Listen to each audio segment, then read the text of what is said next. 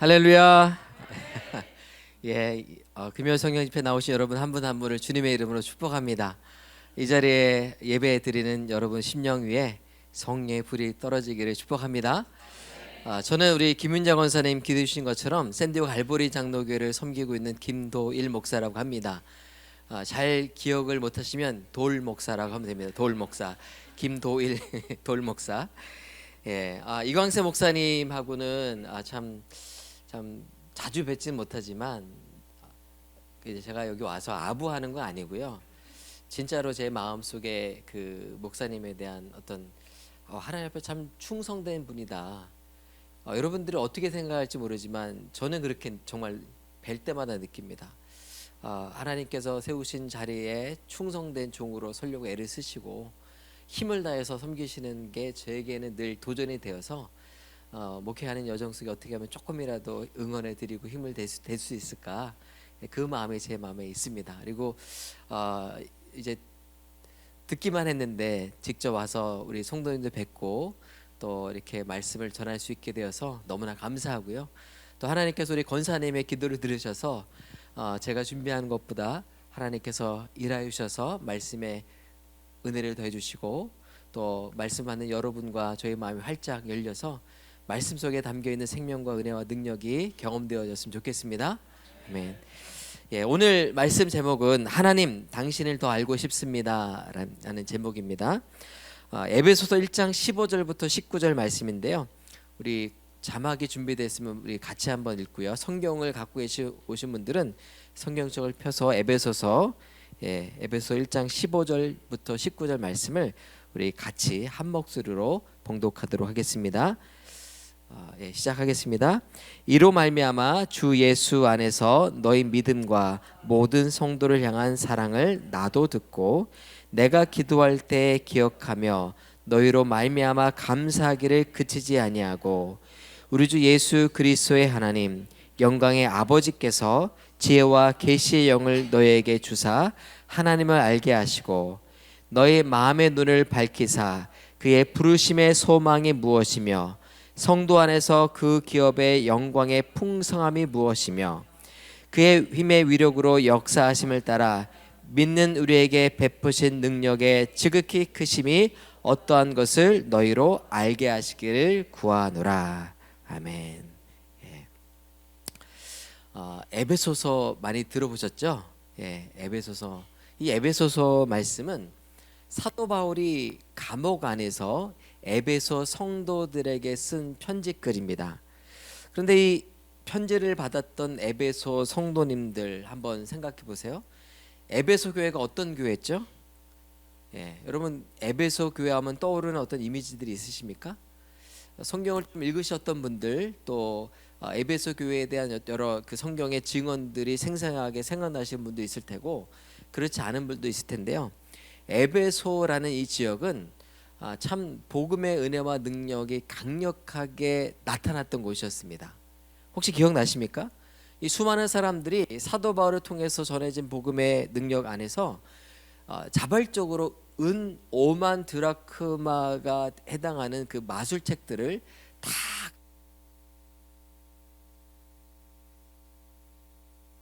성경에 날마다 하나님의 말씀이 힘있게 전파되었다라고 증언한 곳이 바로 에베소입니다. 하지만 동시에 이 에베소는요 지상 최대의 우상 신전인 아데미 신전이 자리하고 있었던 도시입니다.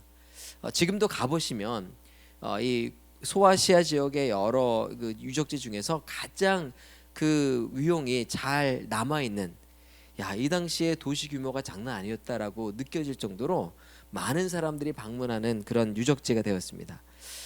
복음의 능력이 강력하게 나타난 것만큼 어떤 일이 있었어요?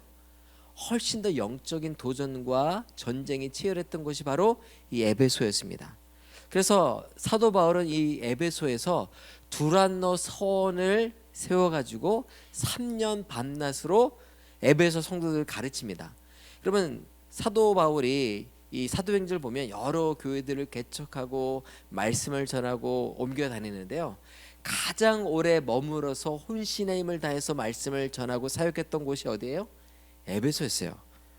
그만큼 에베소 지역이 갖는 영적인 의미가 특별했다는 거예요. 하나님의 은혜 역사도 많았지만 그곳에 나타나는 은혜 역사를 대적하는 악마 사단의 역사도 강력했던 곳이 바로 에베소였습니다. 그래서 이 사도 바울은 밀레도라는 지역, 에베소에서 좀 떨어진 지역이죠. 그 지역까지 에베소 장로들을 불러다가 거기서 고별 설교를 해요. 고별 설교를 하는 장면인데 마지막 작별하면서 이렇게 얘기합니다. 우리말 성경으로 제가 읽어드릴게요. 조금 더 쉽게 와닿도록 읽어드립니다. 내가 떠나고 나면 흉악한 이리 같은 자들이 들어와 양떼를 해치려 들 것이다. 또 너희 중에서도 진리를 왜곡하려는 자들이 생길 것이다. 그러니 제발 깨어 있어라. 내가 3년 동안 밤낮 쉬지 않고 눈물로 훈계했던 걸 잊지 말라. 지금 사도 바울은요, 본인이 떠나면서 에베소 교회가 어떤 영적인 도전을 직면하게 될지를 알았어요.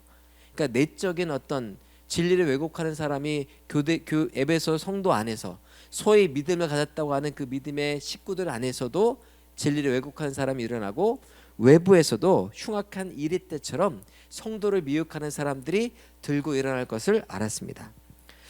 이 구절들을 보면 이 사도 바울이 얼마나 에베소 성도들을 사랑했는지가 느껴져요.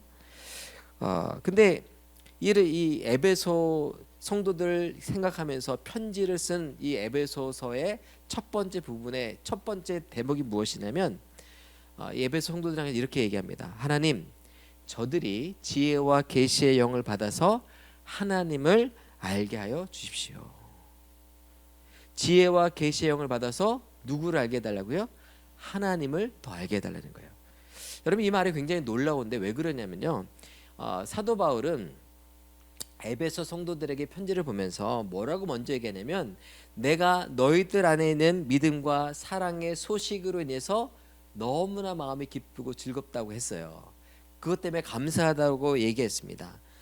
그런데 에베소 성도들 안에 있는 믿음과 또 신실한 어떤 사랑의 모습 때문에 감사하고 또 하나님께 영광을 올려 돌리면서도 바로 돌아서 뭐라고 얘기하냐면, 너희가 하나님을 더 알았으면 좋겠다, 이 얘기를 하는 거예요. 좀 뜬금없죠? 하나님을 잘 모르는 새신자들에게 당신들이 하나님을 잘 알았으면 좋겠습니다라고 얘기한 것이 아니라, 이미 믿음을 갖고 믿음대로 살아서 그 믿음대로 산 삶의 자체가 사랑과 신실함으로 나타나서 소문으로까지 듣게 된 성도들을 향해서 다시금 뭐라고 얘기해요? 너희들이 하나님을 더 알았으면 좋겠다는 거예요. 좀 뜬금없다라고 생각이 듭니다. 근데 여러분, 이 말씀을 통해서 우리가 하나님을 믿는다는 것과 하나님을 안다는 것이 항상 같이 가지 않는다는 것을 우리는 알게 돼요.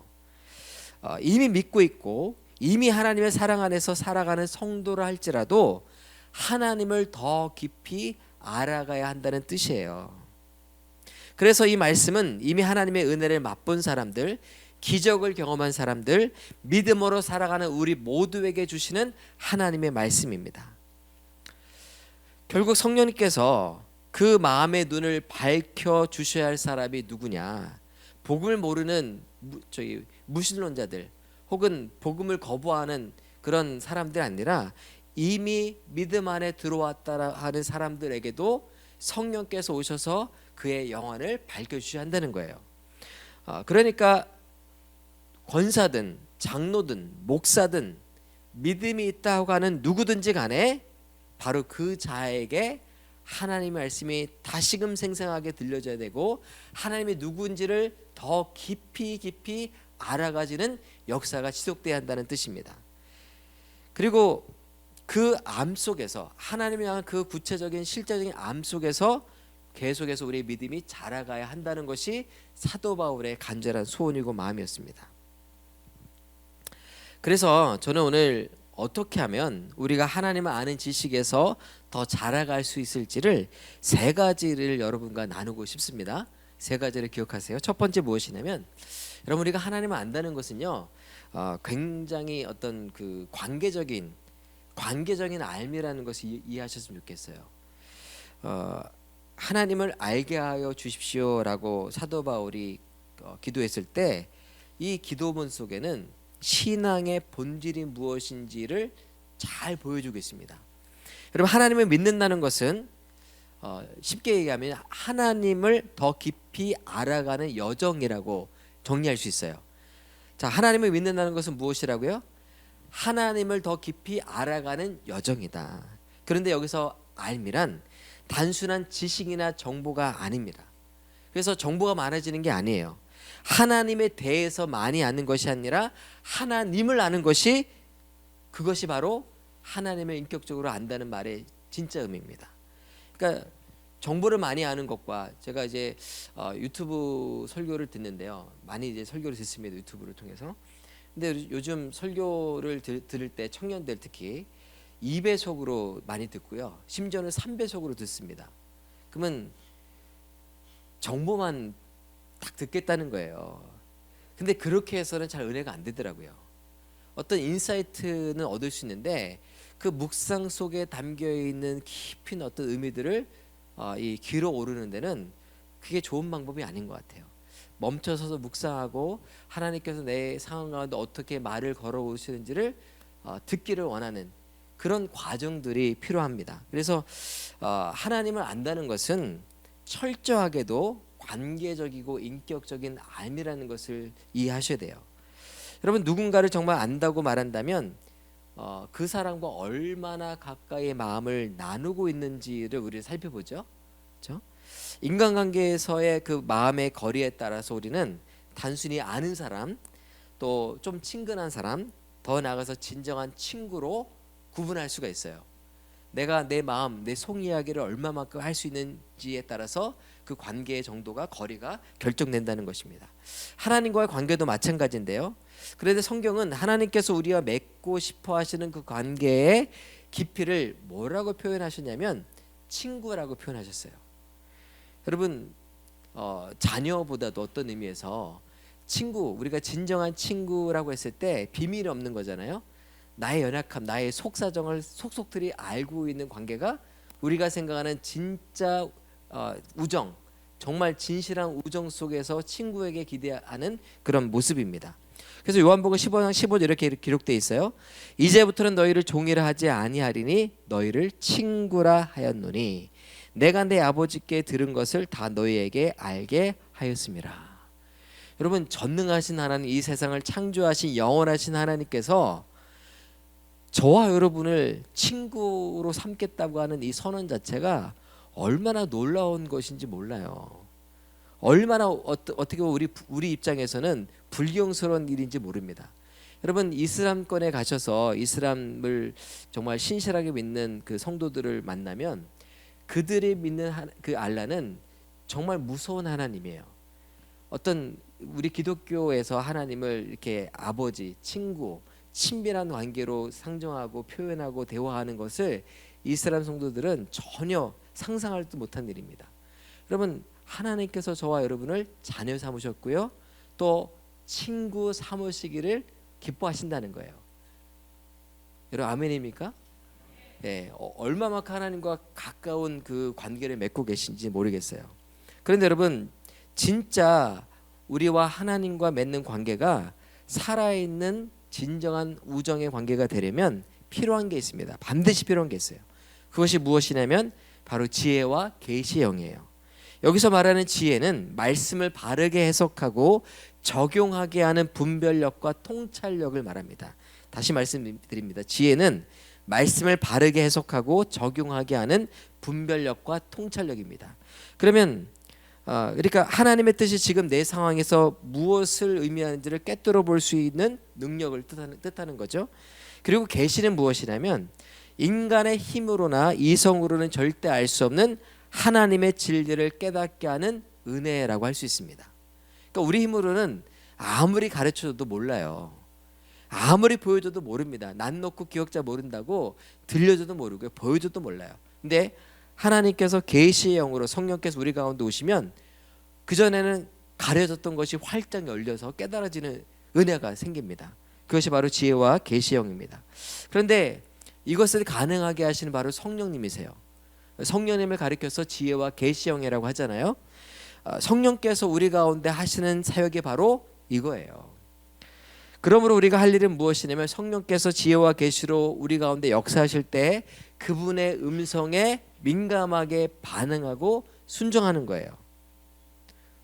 성령님께서 우리의 마음과 생각을 늘 정직하게 성령님께 아뢰고 주시는 감동과 말씀을 기다리고 또 듣고 또 들려진 말씀을 붙들어야 하는 것입니다.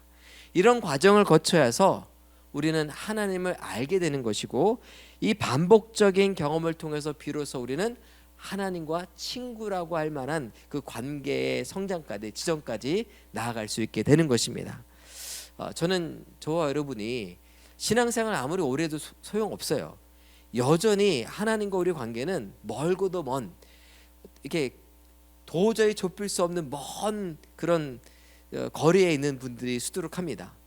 여러분 그러나 신앙생활이 짧다 하더라도 얼마든지 하나님과 친구라 할 만큼 가까워질 수 있습니다. 저는 우리 갈보리 은혜교회 모든 성도님들이 오늘 이후로 더욱더 하나님과 깊은 이 친밀한 관계 속에 들어가시기를 축복드립니다. 그런데 왜 주님께서는 늘 기도와 말씀이 같이 가야 한다라고 성경 속에 말하고 계실까요? 우리가 지혜와 계시의 영을 통해서 우리의 성령님의 역사에 민감하게 말씀을 분별하고 뜻을 헤아려서 반응해야 되는 것 맞는데요. 이 과정 속에서 늘 우리는 기도와 말씀 가운데 있어야 됩니다. 우리가 말씀과 기도가 함께 같이 가야 하는 이유가 있다면 무엇이냐면 말씀이 없는 기도는 결국은 뭐가 되냐면 내 욕망만 반복하는 소음이 될 뿐이에요. 여러분 정말 무서운 정말 그 성도가 어떤 성도냐면 말씀이 없는 기도만 하는 사람이에요. 기도하면 할수록 자기 자아가 강해집니다. 기도하면 할수록 다른 사람 이야기를 못 들어요. 기도하면 할수록 말씀이 없는 기도, 자기 욕망을 계속해서 강화하는 그런 주문 같은 기도를 하시는 분들은 오히려 기도 안 하는 게 나아요. 하나님께서 너무 시끄럽다야, 그만해라, 힘들어 하십니다. 또 성령님의 조명하심이 없는 해석, 그의 말씀은 그러니까 성령님이 조명해 주시지 않고 자기 마음대로 해석한 말씀 있잖아요. 그것은 내 생각을 정당화하는 수단으로 전락하기가 쉽습니다. 그래서 여러분 뭐 참 부끄러운 얘기지만 지금 강단에서 서 있는 많은 목사님 중에 일부는, 여러 목사님 중에 일부는 연애할 때 좀 나쁜 의미로 사기를 쳤죠. 내가 기도해 봤는데 말씀 받는데 너랑 사귀래, 뭐 이런 엉뚱한 소리를 해서 또 기도 안 하신 또 우리 자매님들은 아유 저 신실한 청년 저 전도사님이 저렇게 얘기하면 맞나? 홀락 또 넘어갑니다. 어쨌든 여러분 성령께서 조명하지 않은 말씀의 해석은 내 생각을 정당화하는 수단이 될 때가 많아요. 그래서 기형적인 게 무엇이냐면요, 이 자꾸 어떤 뭔가 이렇게 받았다고 하시는 분들이 있어요. 꿈꿨다는 분, 그 꿈을 다 부정하는 건 아닌데 다른 사람을 설득하기 위해서 내가 뭔가 더 특별한 지위에 있는 것처럼 말하고 싶은 거예요. 그게 때로는 성경 지식으로 나타날 수도 있고요. 그것도 안 되면 나 신비한 꿈을 꿨어, 혹은 은사를 받았어, 이렇게 우리 자신의 어떤 생각을 강화하는 방식으로 기도와 말씀을 우리 마음대로 쓸 수 있다는 것입니다. 그래서 여러분 우리가 말씀을 묵상할 때마다 이 말씀이 내 생각과 다르더라도, 때로는 이 말씀이 내게 불리하더라도, 때로는 이 말씀이 내게 부담스럽다 하더라도 그 안에 담겨있는 하나님의 뜻이 무엇인지 겸손하게 묻고 또 조용히 들어야 합니다. 그리고 순종해야 되는 거예요. 그래서 믿음의 선배들은 늘 말씀을 끊임없이 되새겼습니다. 욥기 23장 12절 말씀인데요, 내가 그의 입술의 명령을 어기지 아니하고 정한 음식보다 그의 입의 말씀을 귀히 여겼도다. 정한 음식보다 더 귀히 여겼다는 거예요. 내가 시편 119편 97절입니다. 내가 주의 법을 어찌 그리 사랑하는지요, 내가 그것을 종일 묵상하나이다. 종일 묵상하고 묵상하는 거예요. 여러분 그게 그냥 되는 게 아니고요, 말씀을 묵상하는 것이 내 안에 내 영의 기쁨이고 즐거움이 될 때 자동으로 되는 거예요. 억지로 해서 되는 게 아닙니다. 그렇다면 지혜와 계시 영이 실제로 우리 안에서 역사한다는 것이 과연 어떤 것일까요? 아마 여러분 이런 경험 하셨을 거예요. 평소 그냥 지나갔던 말씀인데 어느 날 유독 그 말씀이 우리 마음에 꽂히는 순간이 있습니다. 그 말씀에 내 마음이 막 웅클대고 움직이는 때가 있어요. 자꾸 그 말씀이 떠오르고 내 상황을 해석하는 어떤 그 렌즈처럼 이렇게 펼쳐질 때가 있습니다. 바로 이것이 하나님 말씀이 우리 가운데 역사하시는 순간이에요. 바로 지혜와 계시 영이 우리 가운데 작동하는 순간입니다. 성령께서 그 말씀을 내 삶 가운데로 끌어오셔서 입체적으로 경험하게 하시는 거예요. 예를 들어서 저도 이제 지난 연초에 두려워 말라 놀라지 말라 내가 너와 함께함이라 이 말씀을 말씀 뽑기에 받았거든요. 연말에 이제 새해 넘어갈 때 받잖아요. 제가 이 말씀을 뽑았을 때 좋았을까 안 좋았을까요? 안 좋더라고요. 도대체 뭔 일이 일어나냐고. 두려워 말라 놀라지 말라 내가 너 함께함이라 이런 말씀 주셨을까. 근데 여러분 때로는요 어떤 말씀을 주시잖아요. 어떤 말씀 묵상하잖아요. 그 말씀은 그 말씀 묵상할 때 이미 내게 펼쳐진 어떤 상황을 해석할 수 있는 렌즈와 또 통로가 되기도 하지만 말씀이 먼저 주어지고 묵상케 하신 다음에 그 말씀이 적용되어질 수밖에 없는 상황들을 하나님께서 펼쳐 보실 때가 있어요. 제가 돌아보니까 그 말씀 지난 연말 받고 힘든 일들이 있었거든요. 두려워 말라 놀라지 말라 내가 너와 함께함이라는 말씀이 이것 때문이었구나라고 이해가 되는 상황들이 있었어요. 이게 과거형일 바랍니다. 앞으로 올해 또 읽지 않기를 바라는 마음이 있는데 있었어요. 그러니까 여러분 하나님은요 우리에게 말씀이 들리도록 만드시고 그 말씀이 우리의 삶 가운데 구체적으로 적용되게 만드시고 이 말씀이 없이는 내게 주어진 이 상황을 뚫고 나가지 못하도록 만드세요. 일부러. 왜요? 그렇게 해야만 말씀이 우리에게 실전이 돼서 적용이 돼가지고 우리의 어떤 영적인 근육이 생겨나는 거예요. 여러분 암만 내가 근육을 만들어야지 생각하고 상상한다고 해서 근육이 생깁니까? 안 생겨요. 뭔가 이렇게 힘든 걸 들어야 됩니다. 그러니까 뭔가를 드는 행위가 삶의 무거운 어떤 상황들이에요. 자녀의 어떤 문제들이에요. 그걸 가지고 기도하고 말씀으로 씨름하는 그 과정이 우리가 짐에 가서 웨이트랭 하는 것과 같은 거예요. 그래서 여러분 성도에게는요 고난과 문제가 반드시 있습니다. 그거 없이는 말씀을 배울 길이 없어요. 여러분 제가 여담 찾고 하면 안 되는데 그저께도 이제 그 암 투명하는 젊은 우리 그 집사를 만났어요. 근데 아버지가 자수성가하신 분이에요. 서울대 나오신 분이에요. 자수성가에서 성공하신 분이에요. 그러니까 얼마나 자녀들을 힘들게 했을까요? 여러분 자수성가하시는 분들은 8시까지 자는 애들을 이해할 수 없습니다. 공부 못하는 거 이해 못해요. 어떻게 100점을 못 맞지? 잘 이해가 안 됩니다. 본인들이 살아왔던 삶의 어떤 궤적들이 있기 때문에 잘 이해 못해요. 그래 여러분 우리가 하나님의 말씀 안에 거하여 살 때 정말 우리 가운데 행하시는 하나님의 은혜 역사를 우리는 비로소 알게 되는 것이에요. 경험하게 되는 것입니다. 말씀은 우리의 삶과 영혼에 영향력을 미치는 순간들이 우리의 삶에 주어진 어떤 도전들 또 기도의 제목들 속에서입니다. 오래된 기억들이 떠오르고 일상 속 사소한 사건들이 특별한 의미를 갖기 시작하게 돼요. 그러면 삶은 신비로 가득 차게 되고 하나님의 사랑과 은혜의 손길이 모든 상황과 만남 속에 스며 있었다는 것을 비로소 알게 됩니다. 그리고 이렇게 말씀을 묵상하며 하나님의 음성에 귀를 기울이고 삶 속에서 그분의 손길을 경험하는 과정이 반복되면서 하나님을 알아가는 여정이 탄력을 받는 거예요. 여러분 이와 같은 여정 속에 하나님의 은혜의 장중 가운데 붙들리기를 축복합니다. 하지만 여러분 하나님을 아는 것이 단지 그분과 친밀함을 느끼는 것만은 아니라는 것을 좀 말씀드리고 싶어요. 그러니까 단순히 하나님과 친해져서 하나님 향해서 마음을 다해서 정말 아버지 혹은 정말 친구처럼 아주 진솔하고 편안하게 대화하는 그것이 우리에게 주어진 어떤 그 관계의 삶의 목적지가 아니라는 거예요. 정말 하나님을 안다라고 하는 우리의 실제적인 증거는 하나님의 말씀 앞에 순종하는 것에서 나타나게 돼 있어요. 하나님을 우리가 안다라고 하는 분명한 증거가 무엇이냐? 순종이다라는 거예요.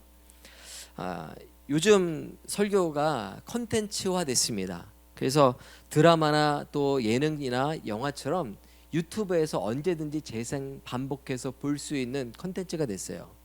그래서 요즘 그 집회를 이제 지역에서 하면요 잘 안 와요. 예전에는 예를 들어서 이찬수 목사님 부흥 집회 나가면 사람들이 막 왔습니다. 이번 기회 놓치면 귀한 하나님의 말씀 못 듣는다는 생각 때문에 절박함을 가지고 사모한 마음 가지고 다 모여들었어요. 요즘은 안 그래요.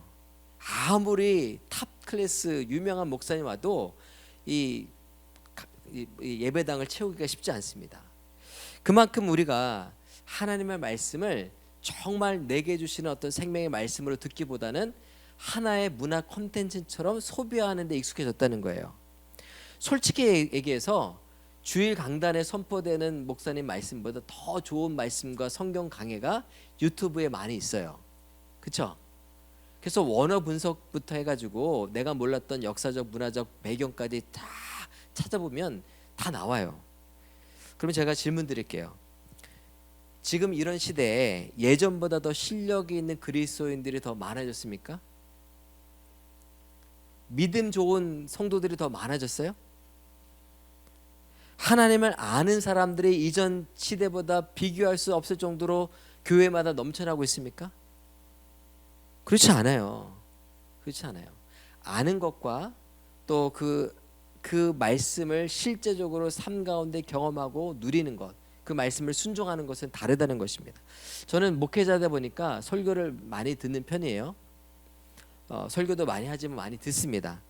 그리고 캐주얼 같은 그런 모임 있잖아요. 이렇게 좀 편안한 모임에서 성도님들의 어떤 묵상을 또 들을 때가 있어요. 근데 어떨 때는 야 정말 어떻게 저런 묵상을 할 수 있지? 어떻게 저런 표현이 설교 가운데 나오지? 막 받아 적고 싶은 그런 문장들 있잖아요. 정말 야 핵심을 저렇게 어떻게 표현해낼 수 있을까? 저렇게 어떤 상황들을 꿰뚫어내는 말씀을 저렇게 할 수 있을까? 감탄이 터져올 때가 있습니다. 그런데 어떤 때는 이런 생각이 들어요. 저 통찰력 넘치는 저 묵상이 과연 저분의 진짜 실력일까? 저분의 탁월함은 말의 능숙함일까? 아니면 생각의 노련함일까? 아니면 진짜 말씀 앞에 철저히 순종해 본 사람이 드러낼 수 있는 진실한 삶의 고백일까? 여러분 굉장히 생각이 정교하신 분이 있고요. 아주 이 언어 구사 능력이 탁월하신 분들이 있어요. 그분들 말을 들으면 속속 넘어갑니다. 말 잘하신 분, 생각 잘하신 분 많아요. 그러나 말씀을 삶으로 살아낸 진짜 진솔한 삶의 고백하고는 다른 것입니다. 여러분도 아시겠지만 제가 지금 이제 말하고 싶은 진짜 믿음의 실력은 어떤 설교자의 오류나 논리적인 허점을 짚어낼 수 있는 해박한 성경 지식이나 통찰력 있는 묵상, 말씀을 꿰뚫는 어떤 예리함, 기도할 때마다 줄줄 나오는 암송 능력 이런 것들이 아니에요. 정말 중요한 우리의 실력은 우리의 삶을 보고 너희 속에 있는 소망에 관한 이유를 묻는 사람들이 일어나느냐 일어나지 않느냐 하고 관계있습니다. 그러니까 저와 여러분의 삶을 보면서 예수 믿는 일이 무엇인지를 궁금해하고 묻는 사람이 있어야 한다는 거예요. 당신은 어떻게 그 상황에서도 소망을 잃지 않고 그렇게 긍정적일 수 있습니까? 난 도대체 이해가 안 되는데 비결 좀 합시다. 이렇게 말하는 사람이 있어야 한다는 거예요. 사랑하는 성도 여러분, 저는 아까 요즘 세대는 말씀을 가볍게 소비한다라고 말씀을 드렸습니다. 유튜브로. 그런데 원래 말씀은 그렇게 가볍게 소비할 수 있는 것이 아니에요. 굉장히 부담스러워하는 것이 말씀입니다.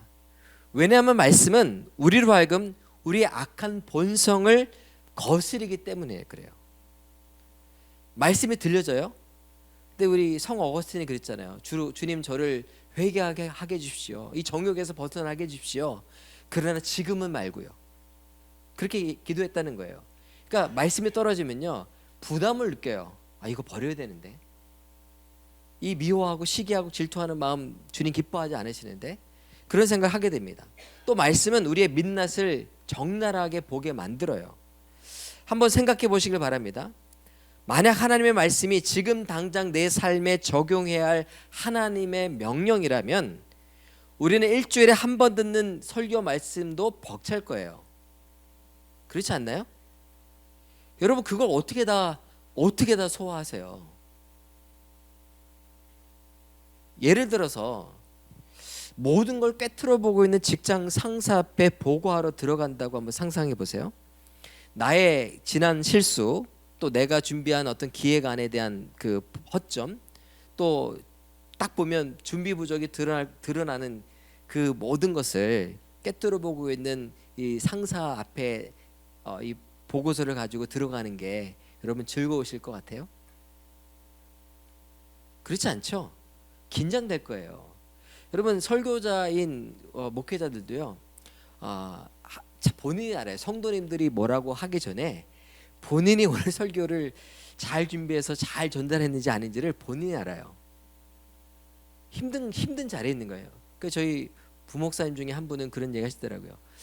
매주 수많은 성도님 앞에 시험 보는 것 같은 자리지 않겠냐. 근데 그 표현이 어떤 면에서 좀 맞는 것 같아요. 여러분 우리가 하나님의 말씀을 듣는다는 것도 똑같습니다. 그래서 하나님 말씀을 듣는 것은 말씀이 이런 뜻이구나, 이렇게 해석할 수도 있구나 라는 그런 정도의 차원이 아니에요. 논리적으로 동의하고 머리로 이해하는 것으로 끝나면 그 하나님의 말씀은 결코 우리의 삶을 하나도 건드리지 못하게 됩니다. 성숙도 없고 변화도 없게 되는 거예요. 말씀은요 반드시 회개와 결단과 변화를 촉구합니다. 그걸 요구해요. 성경은 하나님의 말씀을 좌우의 날선 어떤 검보다 예리하다라고 그렇게 말씀하셨잖아요. 제가 심심하면 가끔 이 유튜브 쇼츠를 보는데 그 쇼츠 중에 예리한 칼에 이렇게 뭐 세게 그은 것도 아닌데 천천히 이제 종이를 이렇게 근데 종이가 싹 잘라져요. 대기만 쓱 긋기만 해도 잘라지는 아주 명칼이 있더라고요. 마치 하나님의 말씀은요 이런 칼과 같아요. 그 말씀 앞에 서면 그냥 쓱쓱 배워 나가는 거예요. 여러분 만약에 그 하나님 말씀 앞에 서 있다고 생각한다면 여러분 마음이 편하시겠어요? 불편하시겠어요? 불편한 거예요. 부담스러운 거예요. 그러니까 워낙 우리가 설교를 또 말씀을 예배를 너무나 가벼운 마음으로 소비한 듯이 하고 있으니까 예배 자리가 부담스럽게 느껴지지 않는 거죠. 여러분 말씀이 선포되고 주일 예배, 금요 예배 떠나는 자리에서 어떻게 이 말씀을 내가 살아낼지를 끙끙거리며 이렇게 큰 마치 짐을 지고 가는 것 같은 그런 마음이 우리 안에 있어야 한다는 생각이 들어요. 그래서 말씀이 내 안에 살아서 들어오면요 그냥 넘어가지지 않습니다. 말씀 때문에 부딪히고요, 말씀 때문에 찔리고요, 말씀 때문에 흔들려요. 삶의 방향이 교정되고 진짜 회개와 변화가 일어나게 되는 것입니다. 그래서 회개 없는 설교, 변화 없는 묵상, 적용 없는 기도는 아무 의미가 없는 거예요. 그냥 종교 행위일 뿐입니다. 종교 행위예요. 그냥 무속신앙이 지금 교회 안에서 변질된 형태로 나타나는 것 뿐입니다. 그래서 어느 목사님이 얘기한 것도 저도 그렇게 생각해요. 이 강영한 교수라고 뭐 서강대 철학 교수인데요. 자기의 어떤 사명을 이렇게 표현했어요. 교회 안에 있는 무신론자들을 신자 만드는 거. 저도 그 말이 와닿더라고요. 교회 안에 무신론자 너무 많아요. 하나님 믿는다고 하지만 진짜 믿음이 뭔지 모르시는 분들이 많습니다.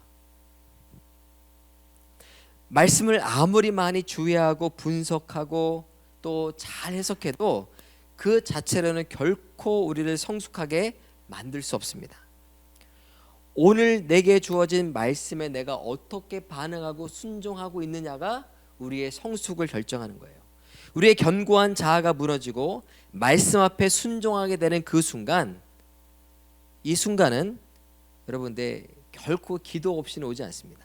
그래서 말씀과 기도는 같이 가야 돼요. 말씀과 기도가 함께 갈 때 말씀에 대한 순종이 우리 가운데 열매로 맺어질 수 있는 것입니다. 세 번째 우리가 기억해야 할 것인데요, 하나님을 아는 자는 더 알기를 열망하게 된다는 거예요. 하나님을 아는 지식에서 더욱 자라가기 위해서 우리가 꼭 붙들어야 할 것이 바로 이것인데, 하나님을 향한 갈망을 갖는 것입니다. 어떤 의미에서는 하나님을 향한 갈망을 갖기를 갈망해야 되는 거예요. 말장난 같죠? 인격적으로 더 그분을 깊이 알고 싶은 열망을 소원하셔야 돼요. 말하자면 하나님과의 우정 그 자체를 진심으로 소망하는 마음을 가지셔야 됩니다. 여러분, 이게 귀하기 때문에요, 하나님께 이걸 구하면 하나님께 들어주세요.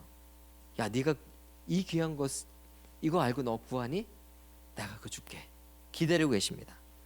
그 폴 투르니의 이 심리학자죠, 책 중에 아주 얇은 책이 있어요. 서로를 이해하기 위해서라는 얇은 책이 있습니다. 근데 그 책 속에 이런 글이 있어요. 서로를 진심으로 이해하려면 뭐가 필요한지 아냐?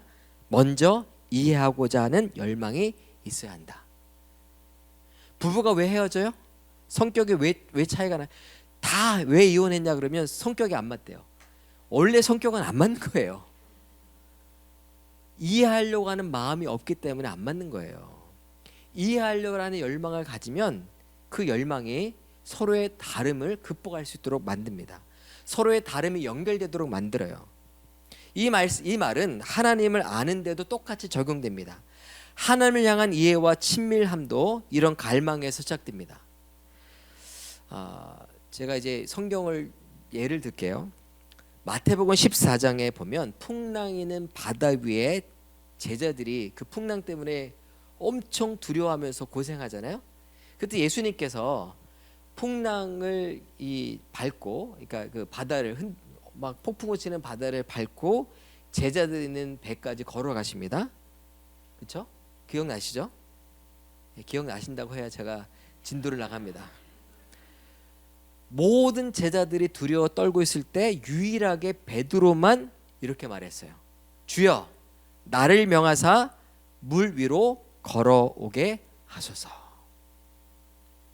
제가 언젠가 이 본문을 묵상하다가 너무나 새롭게 다가왔어요. 왜 그랬냐면, 저희 아이들이 어렸을 적에, 이제 저희 큰애도 이제 21살, 둘째 17살인데 아이들이 어렸을 적에 뭔가를 할 때마다 애들이 뭐라고 해요? 내가 자기가 하겠다고 막, 얘가 하면 더 망가져요. 시간도 많이 걸려. 근데 자기가 하겠다고 때를 쓸 때가 많이 있었습니다. 그럼 여러분, 부모가 어떻게 하죠? 시간이 많이 걸려도 하도록, 위험한 거 아니면 아이가 하도록 이렇게 자리를 주고 기회를 줍니다. 그렇죠? 왜 아이가 내가 하죠? 이 어떤 아빠가 혹은 엄마가 하는 일에 자기도 동참하고 싶은 거예요.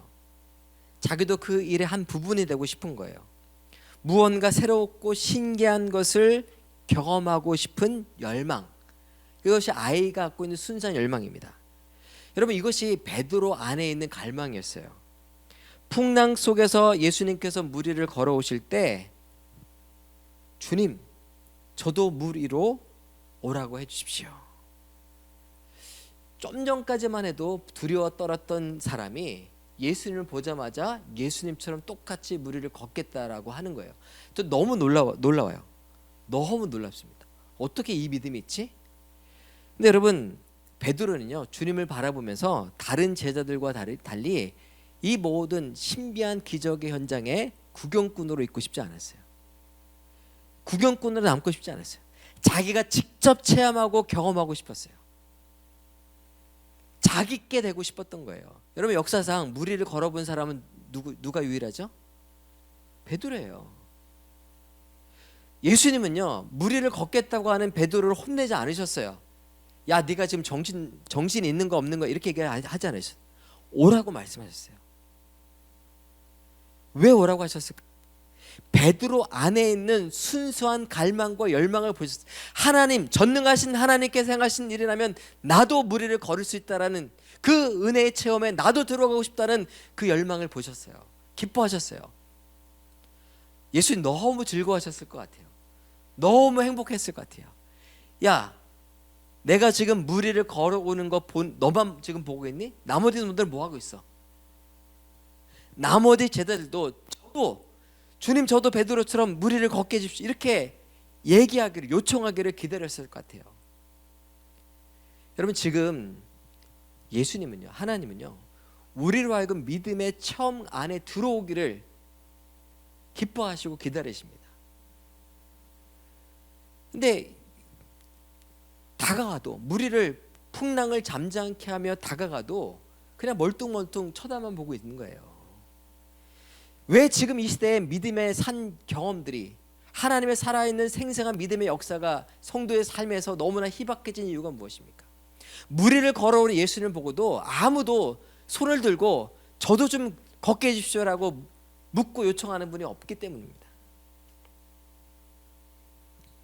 저는 우리 갈릴리 의뢰교회 성도님들이 하나님께서 우리 호흡이 마치는 그 순간까지 정말 스펙타클한 그 믿음의 그 역사의 현장으로 여러분 모두를 초대해 주셨으면 좋겠어요. 그리고 여러분이 그 초대해달라고 간청했으면 좋겠어요. 그냥 떨어지는 어떤 것만 바라보지 마시고 주님께서 지금 살아계셔서 역사하시는 그 믿음 현장에 내가 증인으로, 내가 그걸 산 체험자로 내가 초청받아서 그 현장 가운데 있기를 원합니다. 기도했으면 좋겠어요. 자녀의 문제도요, 교회의 문제도요, 여러분 인생의 문제도 하나님의 살아계심을 구체적으로 알고 만나는 그런 현장이 됐으면 좋겠습니다. 하나님이 이렇게 결단하고 용기 내어 나오는 사람들을 절대로 외면하지 않으십니다. 주저하지 말고 하나님께 먼저 갈망을 표현하세요. 여러분 갈망을 표현하면요, 그 갈망이 더욱더 커집니다. 더 커져요. 여러분 그런 경험 있잖아요. 귀신 얘기를 하다가 갑자기 무섭다고 생각하면 무서움증이 계속 커지는 것처럼 어떤 것에 대한 갈망을 표현한 순간 그 갈망이 더 커집니다.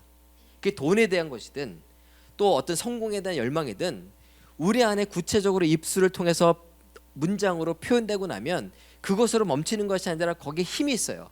하나님을 더 알고 싶습니다. 하나님 더 만나고 싶습니다. 더 경험하고 인격적인 하나님, 나를 친구로 부르시는 그 하나님은 난 알기를 원합니다. 고백하고 열망을 주님께 올려드릴 때 주님 그거 기뻐하시고 그것이 더욱더 구체화되고 더욱더 큰 파동이 되어서 여러분의 심령을 온통 뒤흔드는 그런 은혜의 역사가 있을 것입니다. 우리 사랑하는 갈릴리 은혜교회 성도 여러분, 하나님을 더 체험하기를, 더 알기를, 또 그분의 선하심을 맛보아 알기를 소원하는 이 밤 되기를 축복합니다. 하나님을 향한 갈망이 깊을수록 하나님은 반드시 더 친밀하게 우리를 만나 주실 것입니다. 그래서 릭 워렌 목사님이 목적이 이끄는 삶에서 이렇게 얘기했어요.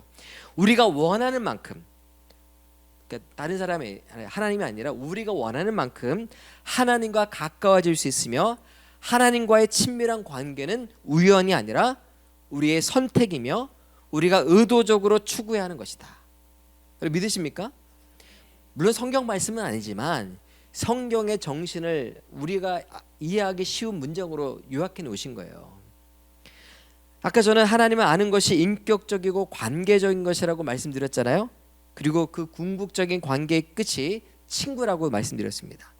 근데 여러분 사람 사이의 우정도 빌더별라는 게 있어요. 단번에 그냥 아는 사이에서 아주 친한 사이로 되는 게 아닙니다. 관계가 점점 쌓이고 깊어지고 확장되는 일련의 과정들을 거쳐서 진짜 우정이라고 일컬어질 만한 친구 관계가 되는 거예요. 때로는 그 관계 속 위기도 겪습니다. 소원해지기도 하고요. 또 실망하고 멀어졌다가 그 위기를 극복하고 더 가까워져요. 그런 친구들이 있지 않습니까, 여러분? 그죠? 우리와 주님과의 관계도 마찬가지예요. 지혜와 계시형으로 깨달아진 말씀이 우리를 순종의 자리까지 이끌고 가고 그 순종의 걸음 속에서 우리가 하나님을 계속해서 경험해 갈 때 우리는 새로운 차원에서 더욱더 하나님을 알기를 열망하는 마음이 생기는 거예요. 고기도 맛본 사람이 더 찾는다고 하나님을 알아가는 실제적인 삶의 그 은혜와 경험 속에 있는 사람만이 하나님 더 알기를 원하고 주야로 말씀을 묵상하게 되는 자리에 나아가게 되는 것입니다. 쌓이면 쌓일수록 우리는 어제 알았던 하나님이 아닌 오늘도 내일도 새롭게 더 우리를 깊이 만나주시는 하나님을 알게 되고 그 하나님을 갈망하게 되어 있습니다. 그래서 여러분, 사도행전 말씀에 이런 구절이 있어요. 우리말 성경 읽어드립니다. 하나님께서는 한 사람으로부터 모든 민족을 만들어 온 땅에 살게 하셨고 각 나라의 연대를 미리 정하시고 그들의 국경도 정해 주셨습니다. 이렇게 하신 것은 사람들이 하나님을 찾기를 바라시기 때문입니다. 사람들이 하나님을 더듬어 찾기만 하면 만날 수 있습니다. 사실 하나님께서는 우리 각 사람과 그리 멀리 떨어져 계시지 않습니다. 이 말씀은 쉽게 풀어서 이야기하면 이거예요. 하나님, 우리가 하나님을 더듬어 찾기만 해도 만나게 하시려고 우리가 살아갈 시대와 환경과 삶의 자리를 하나하나 계획해 두셨다는 거예요. 내가 지금 있는 이 자리, 이 시간, 이 상황도 전부가 우리가 하나님을 찾게 하시려는 하나님의 부르심의 현장입니다. 우리가 하나님을 찾고자 마음만 먹어도 하나님은 그 자리에서 만나 주시겠다는 뜻이고, 이 말씀은 믿음을 가졌던 성도들이 아니라 이방인에게 전한 사도 바울의 설교 속에 있었습니다. 즉, 이방인조차 어디에서나 더듬어 하나님을 찾기만 하면 하나님을 만날 수 있다라고 말씀하셨다면, 이미 하나님을 알고 예수를 자기의 구주로 고백하고 성령님의 인도하심을 믿고 구하는 우리에게는 얼마나 더 깊은 만남을 허락하시겠습니까? 이미 우리를 친구로 삼고자 다가오신 주님, 풍랑을 잠잠케 하시고 바다 위를 걸어 우리 가운데 오시는 하나님께서 주님, 저로 명하사 무리를 오게 하여 주십시오, 그렇게 외치는 우리의 외침을 기뻐하지 않으시겠습니까? 그 외침을 기다리지 않으시겠습니까? 이 시대엔 누가 과연 베드로처럼 그 풍랑에는 그 바다 한복판에서 이 외침으로 나를 기쁘게 할까 찾고 계시지 않겠습니까? 그러므로 하나님을 더 알고자 하는 갈망은 결코 우리 머릿속의 열망으로 끝나서는 안 됩니다. 오늘 우리의 이 갈망이 기도가 되고 그 기도가 순종이 되고 그 순종에 다시 하나님을 더욱 알고 싶어하는 그 자리로 우리 모두를 이끌어 가야 합니다. 제가 이제 이후에 소개하는 이 이야기는요, 제가 전에 섬겼던 교회의 한 구역장, 우리 갈보리 은혜교회에서는 구역장을 교회마다 다르잖아요. 구역장, 순장, 여러 이름으로 부르는데 저희 교회의 언어로는 구역장입니다. 이 구역장, 젊은 이제 40대 구역장이 그 간증 중 했던 얘기를 제가 좀 발췌해서 소개해 드리는 거예요. 어느 교회에 오기 전, 제가 섬겼던 그 교회 오기 전에 얘기하죠.